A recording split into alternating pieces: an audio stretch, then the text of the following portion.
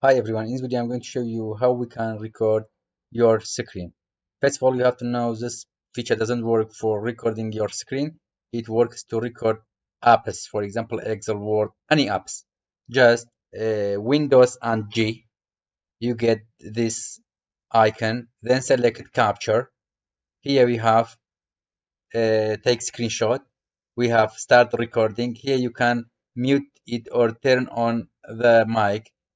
Now it is turn off the sound, turn it on, just start recording. Now directly it starts to record your screen. Now it records the screen. Okay, good. Now let me close it.